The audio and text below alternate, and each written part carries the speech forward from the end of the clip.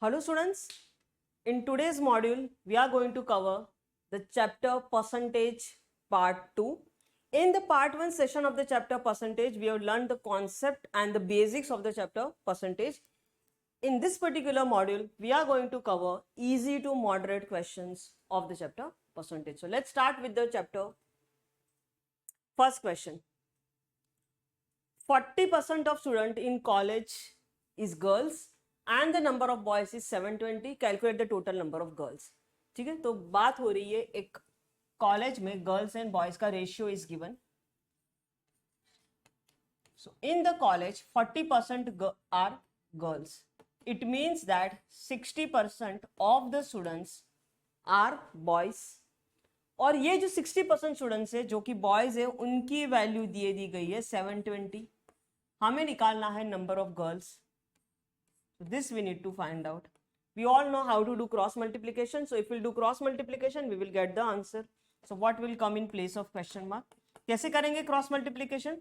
Percentage के सामने जो भी है उसको डिनोमिनेटर में भेज दो. सॉरी, परसेंटेज नहीं, ये क्वेश्चन मार्क के सामने जो है उसे डिनोमिनेटर में भेज दो. And other two values we will write in the numerator.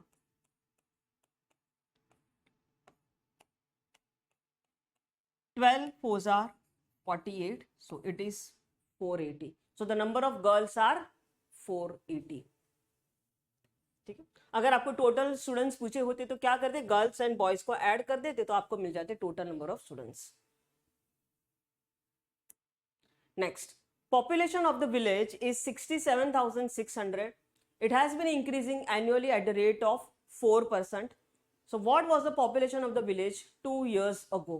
Now current population of the village is 67,600. हर साल population बढ़ रही है. It means कि 2 साल पहले definitely population 67,600 से तो कम ही होगी. तो मान लेते हैं कि let's assume that the population of the village before 2 years was X. ठीक है, अभी ये जो सिचुएशन है ये बिफोर 2 years की है.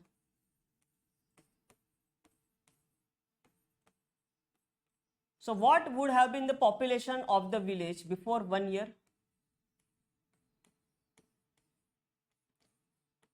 X से बढ़ गई होगी population. तो before 2 year the population was X, but now there is a growth of 4%.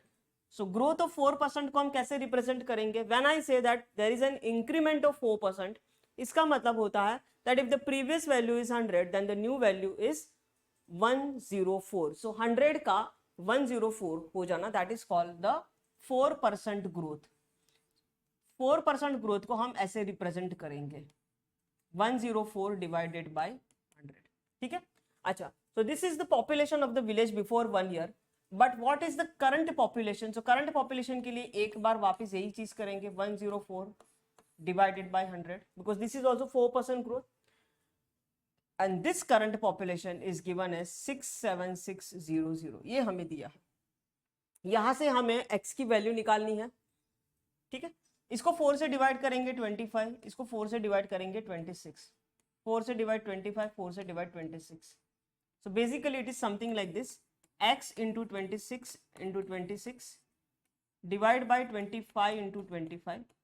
This is equal to 67600. ठीक है,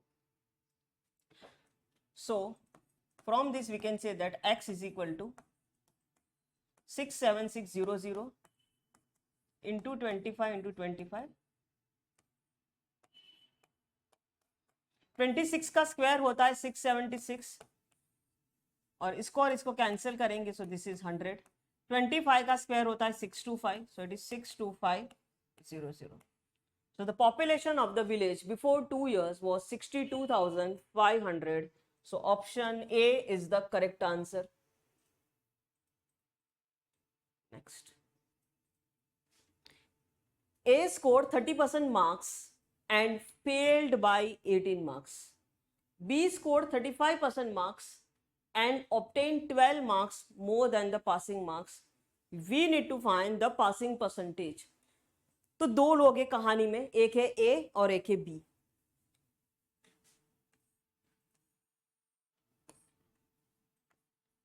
A has got 30%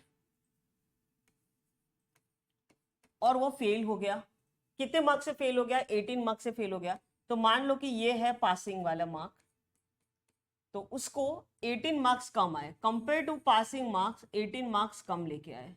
मतलब वो अगर वो 18 मार्क्स ज्यादा लेके आता तो पॉइंट पे पास हो जाता।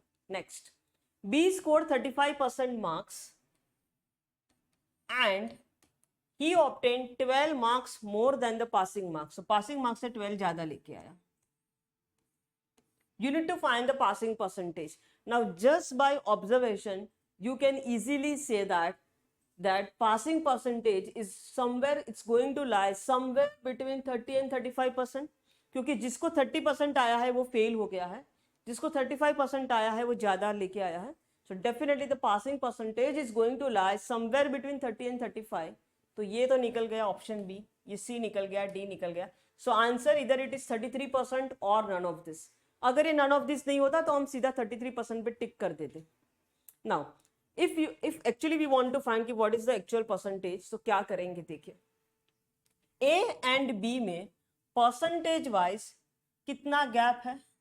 कैन आई से the percentage wise gap between A and B is 5%, and marks wise कितना गैप है? See, this is 18, this is 12, so 18 plus 12, 30. So we can say that कि B has got 30 marks more than A, और B को 5% ज्यादा आया है A से। So we can say that here that 5% is equivalent to 30 marks. So we can say that 1% is equivalent to 6 marks. 6 marks 1% के बराबर है। ए को कितना कम मार्क्स आए हैं? 18 मार्क्स कम लेके आया है। इसका मतलब है now 6 marks is equivalent to 1%, so can I say 18 marks is equivalent to 3%। Now A has got 18 marks less than the passing mark, and hence we can say that कि A has got 3% less than the passing percentage. A को आया है 30%, इसका मतलब है कि passing percentage होगा 33%. So answer is option A, 33%. I hope you have understood this particular question. We'll go to the next one. In a college, 40% of the students were allotted group A, 75% of the remaining were given group B, and 12 students were given group C. You need to find the number of students who applied for the group.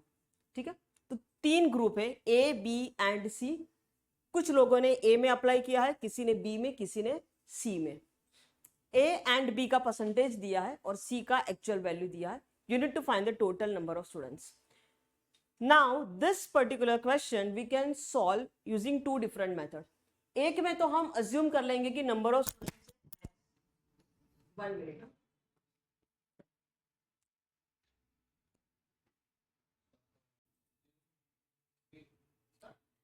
So here what we will do now, we will assume that the number of students are x. ठीक है, and in the second method we will assume that the number of students are 100. तो दोनों method से करते हैं। So suppose in the first method let's assume that the number of students who applied for the group is x. So total students are x और उसी की value हमें निकालनी है। ठीक है, now what is written that the 40% of the students were allotted group A. A में है 40%। इसका मतलब है कि ये जो बाकी के 2 ग्रुप है B एंड C, उसमें 60% स्टूडेंट्स होंगे। 60% किसका? Can I say it is 60% of the total number of students which are x. अच्छा, अभी ये जो 60% ऑफ x है उसमें से what is return 75% of the remaining. Remaining मतलब इसकी बात हो रही है 60% ऑफ x की, इसका 75% students applied for group B.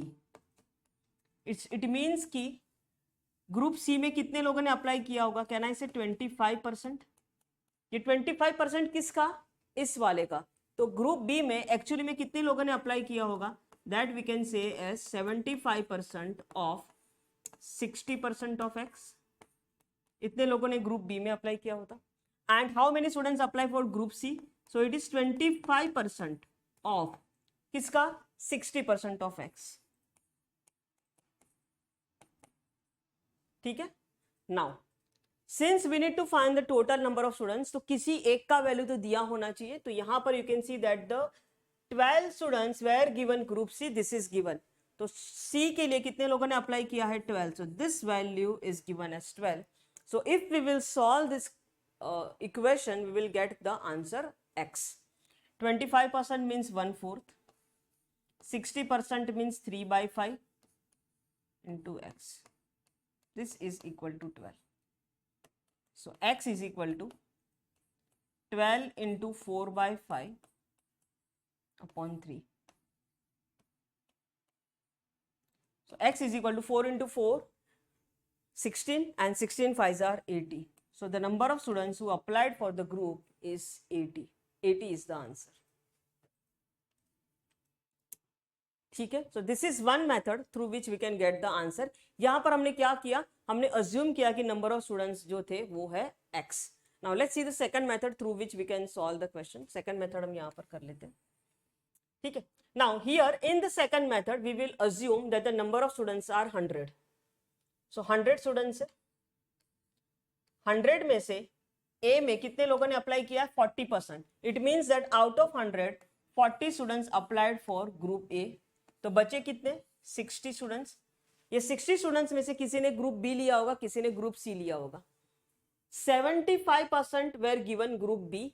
It means कि 25% को ग्रुप सी मिला होगा। किसका 25%? 60 का 25%। सो 25% ऑफ 60 इन लोगों को मिला है ग्रुप सी। 25% मीन्स 1/4, 60 का 1/4 होता है 15। इट मीन्स कि ग्रुप सी में 15 लोग गए हैं। अच्छा, यहां पर तो ग्रुप सी में 12 दिया है, ये ऐसे क्यों हो गया? That is because here we have assumed the total number of student is 100 and hence we got the answer is 15।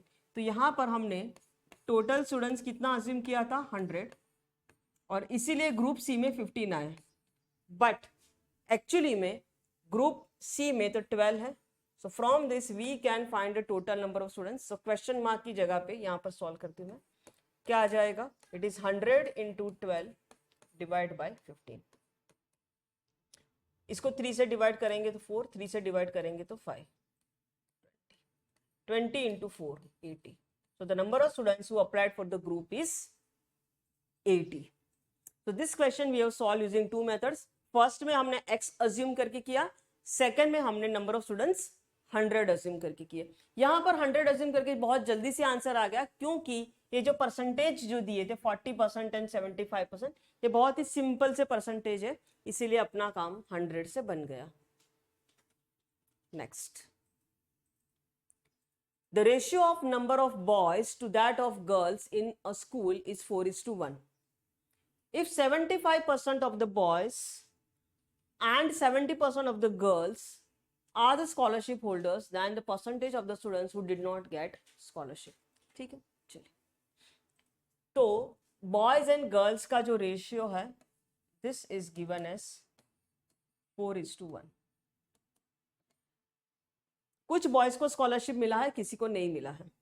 कितने को मिला है? 75% of the boys got scholarship. 75% को स्कॉलरशिप मिला है, इसका मतलब है कि 25% ऑफ बॉयज को स्कॉलरशिप नहीं मिला है। Similarly in girls, 70% girls are the scholarship holders. It means that 30% of the girls did not get scholarship. ठीक है, you need to find out the percentage of the students who do not get scholarship. किसको scholarship नहीं मिला है, उन बच्चों का percentage निकालना है। तो बात उन लोगों की हो रही है जिनको स्कॉलरशिप नहीं मिला है, तो हम सिर्फ इसके और इसके ऊपर काम करेंगे, राइट? क्योंकि ये वो लोग हैं जिनको स्कॉलरशिप नहीं मिला है।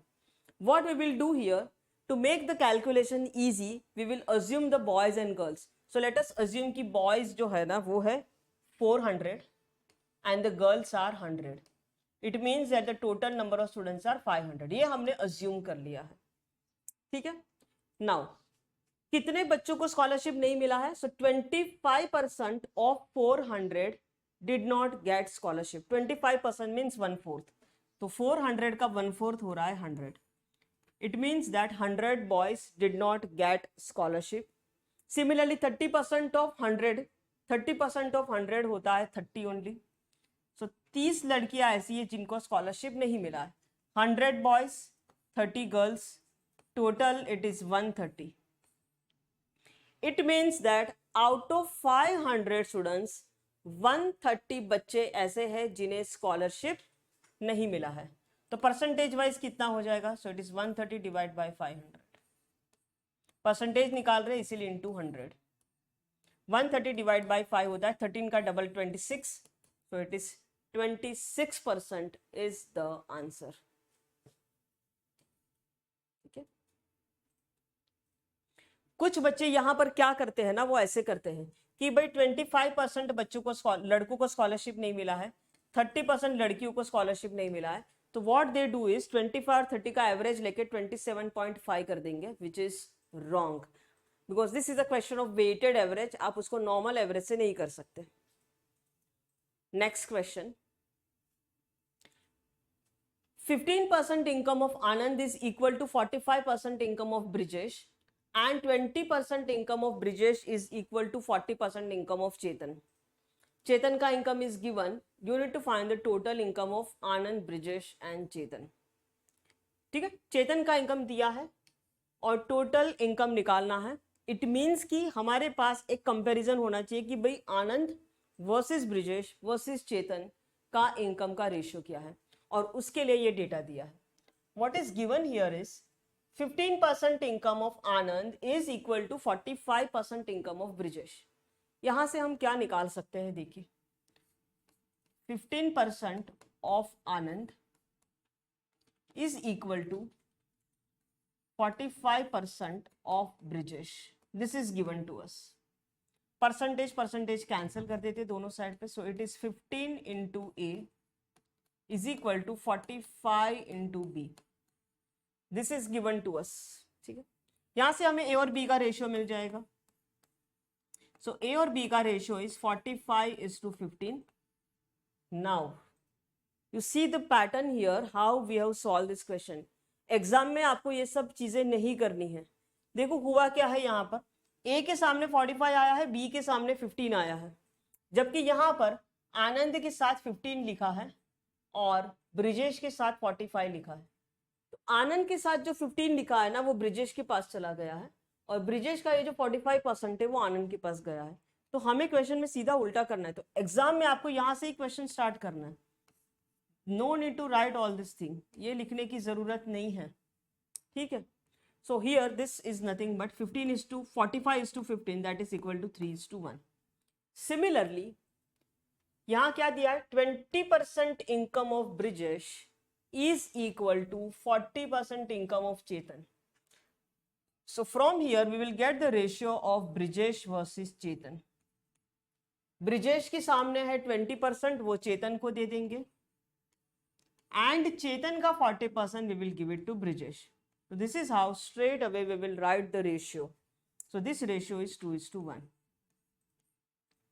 Now we have A is to B as 3:1 and B is to C as 2:1. हमें निकालना है A is to B is to C so that we can get the answer. Here you can see that in A is to B and B is to C में common element is B, तो B का value same होना चाहिए. But here B is 1, here B is 2, तो इसको भी हमें 2 बनाना पड़ेगा. कैसे बनाओगे? Multiply by 2. तो this is 6/2. So A is to B is to C is 6:2:1. ठीक है, ये है. Now here they have given के चेतन का इनकम इज 8,000. सो ये जो 1 यूनिट अपना आया है उसकी वैल्यू 8,000 के बराबर है. ठीक है. So 1 unit is equivalent to 8,000. This is now we know. हमें क्या निकालना है? We need to find the total income of Anand, Brijesh and Chetan. मतलब A plus B plus C कितना हो रहा है? A plus B plus C is 9 unit. So 9 unit is equivalent to 72,000. So answer is option C, that is 72,000. We'll go to the next question. Now, election based question. Election based questions are very very important, और ये इसमें question का level थोड़ा difficult किया जा सकता है. किस टाइप के क्वेश्चंस होते हैं, let's understand. First of all let us assume, देखो इसमें कुछ आपको डेटा दिया है. Eligible to vote 60%, didn't cast votes 40%, invalid votes 10%, two candidates, A has got 60%, B has got 40%, A has won the election by 1000 votes, find the population of the village. So here we will assume that the population of the village is X, और हमें X की value निकालनी है. ठीक, question कैसा होगा, solve करते. ये मैं आपको सिर्फ एक सैंपल क्वेश्चन बनाया है, तो इसको हम सिर्फ देखेंगे कि बनता कैसे है, and then we will solve the actual question. ठीक है. So let us assume that the population of the village is X%. अभी विलेज में तो बहुत लोग होंगे, लेकिन everyone is not eligible to vote. The people who are eligible to vote are only 18+.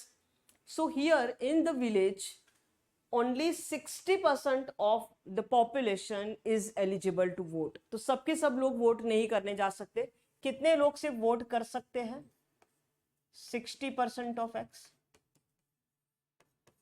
ये कौन लोग हैं? हु आर एलिजिबल, जो वोट कर सकते हैं.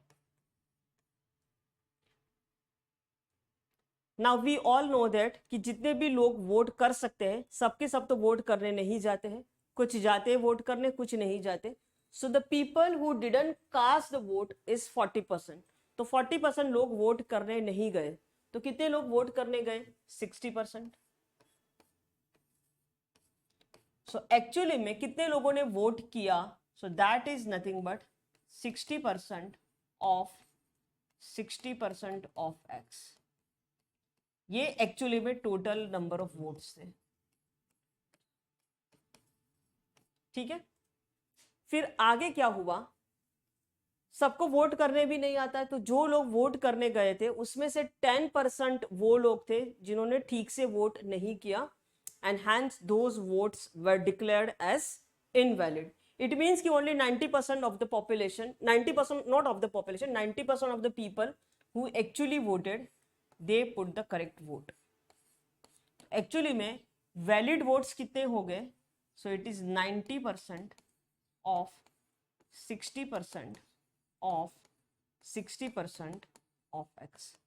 This is the total valid vote. ठीक है. तो एक्चुअली में वोट, टाउन का पॉपुलेशन X था और एक्चुअली में इतने वोट्स गिरे. Now there were 2 candidates, so definitely ये जो वोट्स है ये 2 कैंडिडेट में बट गए होंगे. तो ए को मिला है उसमें से 60% and B has got 40%. Now definitely A has won the election. And suppose the A has won the election by 1000 votes. Now what does this mean? Does this mean that A has got 1000 votes? No. If it is written that A has won the election by 1000 votes, it means that compared to B, A has got 1000 votes more. तो B के compare में A को 1000 votes ज्यादा मिले हैं. अच्छा, यहाँ पर परसेंटेज वाइज कितना मिला है A को ज्यादा? 20%. 20% किसका? तो 20% ये वाले का. So 20% of 90% of 60% of 60% of X. This is equal to 1000.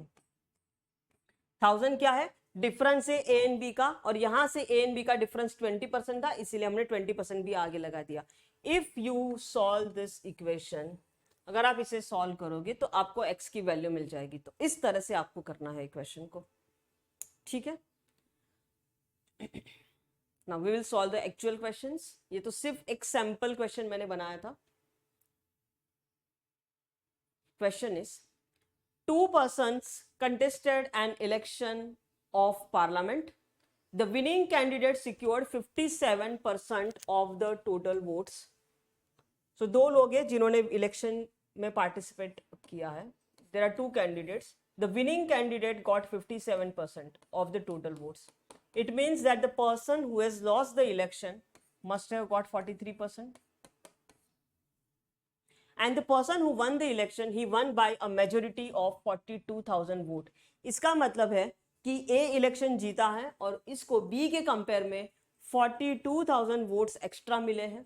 But percentage wise अगर हम देखें तो कितना ज्यादा मिला है उसे? 14% ज्यादा मिला है. सो कैन आई से this 14% is nothing but this 42,000. 14% represents 42,000.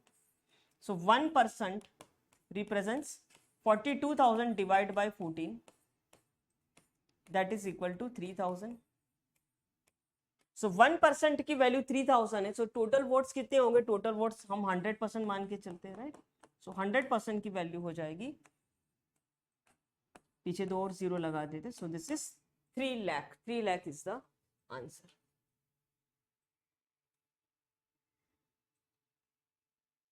Next, ये भी एक इलेक्शन वाला क्वेश्चन है. Now what is given here is in an election between two candidates, 11.11% voters didn't participate in voting, 12.5% votes declared invalid, winner got 60% of the total valid vote and he won the election by 1000 votes. Find the total number of voters in the voting list. तो जैसे हमने यहाँ पर वो equation बनाया था, ये जो सैम्पल क्वेश्चन था, ऐसा ही इक्वेशन कुछ हमें यहाँ बनाना है. ठीक है? So find the number of voters in the voting list. So this we will assume that the number of voters in the voting list is x और इसी की वैल्यू हमें निकालनी है. ठीक है, चलो तो we will start with x. x are the people who are eligible to vote, इसीलिए उनका नाम वोटिंग लिस्ट में है. फिर क्या हुआ है? 11.11% didn't participate. अच्छा, ये 11.11% क्या होता है? इसकी वैल्यू फ्रैक्शन में होती है 1/9 के बराबर. It means that 1/9 people did not participate in voting. इसका मतलब ये है कि 9 में से एक इंसान वोट करने नहीं गया. It means that out of 9 people 8 people actually voted.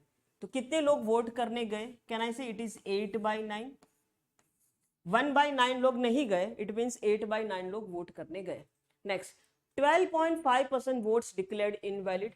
12.5% की वैल्यू होती है 1/8. इसका मतलब है कि 1/8 वोट्स वेर इनवैलिड, मतलब कि 7/8 वोट्स वेर वैलिड. तो वैलिड वोट्स कितने थे? 7/8. 8 में से एक इनवैलिड हो गया, सो 7 आर वैलिड. आगे लिखा है तो इतने एक्चुअली में वोट्स गिरे हैं. अभी इस वोट में से कुछ वोट ए को मिले होंगे, कुछ वोट्स बी को मिले होंगे. ठीक है, 2 कैंडिडेट है, हम मान के चलते एक ए है एक बी है. तो ए को मान लो कि 60% मिला है, तो बी को 40% मिला होगा. किसका? इसका. ठीक है, and A has won the election by 7,000 votes. तो ये जो है ये मेजोरिटी है, तो ये डिफरेंस है, तो ये डिफरेंस है 20%. करेक्ट? तो 60 एंड 40 का डिफरेंस होता है 20%. So into 20%. ठीक है, इसका 20% और करना है, and this value is equivalent to 7,000. यहां से हमें x निकालना है. 20% इज 1/5. पहले तो ये 8 कैंसिल कर देंगे. सो x into 7/9. 20% means 1/5. This is 7,000.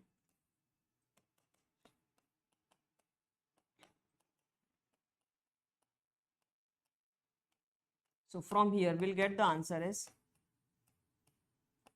45,000. So option B, 45,000 is the correct answer.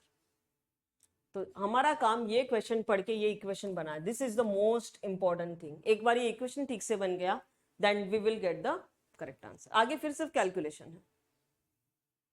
Next, price of rice has been increase by 20%. By what percentage should Sanjay reduce the consumption of rice in the family such that expenditure on rice remains same as before the increase in the price of rice. ठीक है, तो rice का जो price है वो 20% से बढ़ गया है. It means कि previously suppose rice was available in 100 rupees. Now the same quantity of rice is available in 120 rupees. But the problem is that कि संजय की सैलरी नहीं बढ़ी है, तो उसे क्या करना पड़ेगा, अपना कंजम्पशन कम करना है. जब भी प्राइस बढ़ता है तो we have to reduce the consumption. So from this can we say that कि price and consumption are inversely proportional. Price बढ़ेगा तो कम खाएंगे, प्राइस कम होगा तो ज्यादा खाएंगे. It's like that.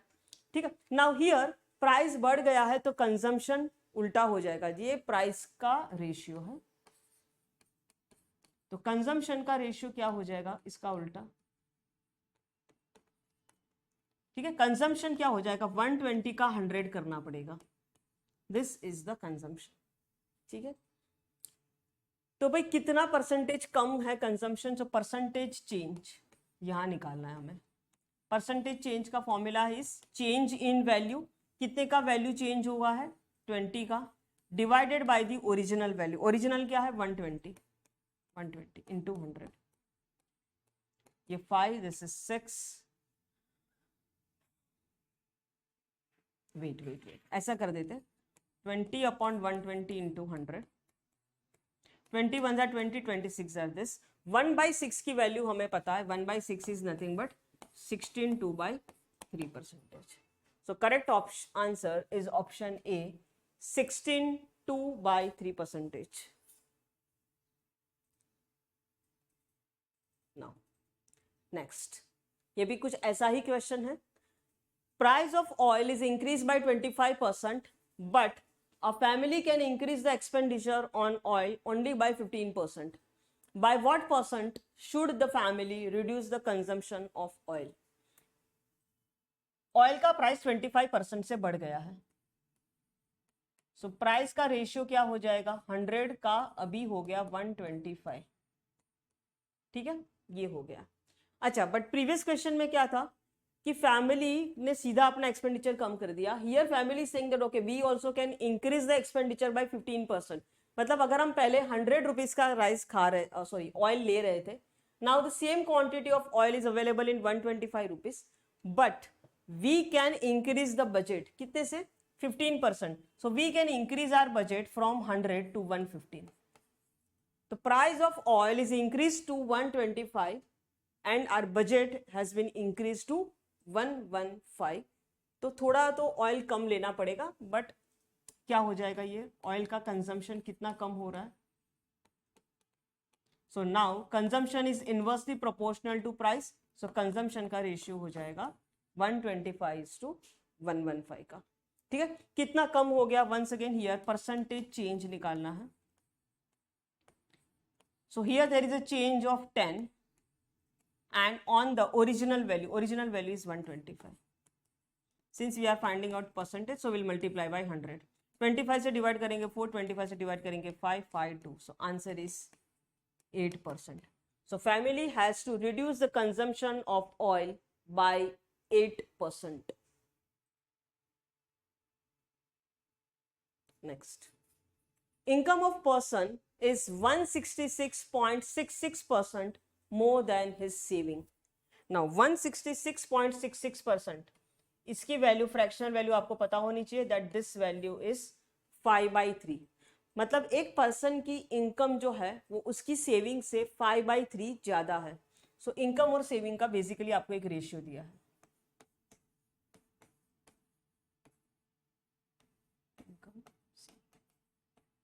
ठीक है, income is 5/3 more than saving. इसका मतलब ये होता है, देखो इनकम की कंपैरिजन सेविंग से हो रही है, तो सेविंग तो बेस बनेगा. So saving we will assume as 3 और इनकम 3 में 5 ज्यादा, सो इनकम इज 8.